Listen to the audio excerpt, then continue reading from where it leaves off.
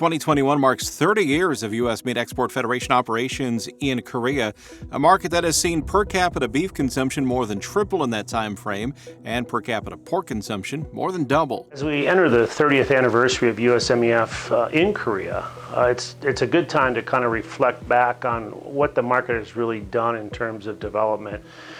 We're talking about markets that start at a very low level in terms of return. And today, over the course of the last 30 years, it's evolved into over a $2 billion market for beef and, somewhere between $500 and $750 million on pork.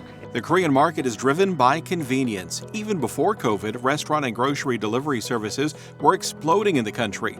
That focus on convenience, amplified by the pandemic, has provided an atmosphere for explosive growth in U.S. red meat consumption. The U.S. beef sales has been very strong for years and years, but during the pandemic, specifically U.S. beef and pork demand in Korean market is very strong because of the e-commerce growth, and the consumer purchase behavior is changed from actual shopping at the retail stores to the e-commerce, as well as the food manufacturers are using U.S. meat as a raw material for home meal replacements. Grocers turn to home meal replacement kits built around U.S. red meat to compete with restaurant deliveries. During the pandemic situation, Korean consumers prefer to dine at home, so the consumers buy the raw material from scratch or the home meal replacement or meal kit for home cooking.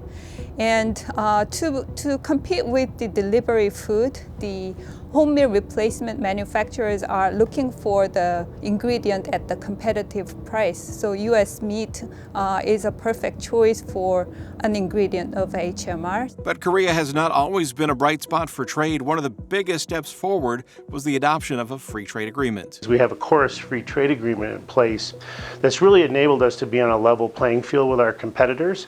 And this is key because then we can win. We can go into a market and win because we have very, very superior product terms in quality, safety, and our ability to really develop these products that are needed in the marketplace.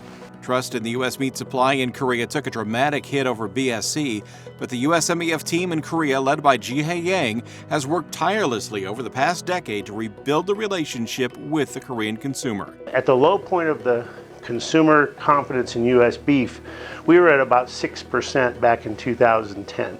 And through the many, many years of continued education and reinforcement and promotion, we have that number up to almost 70% in 2021. And that's really a testament to the U.S. industry rebuilding the confidence in U.S. beef.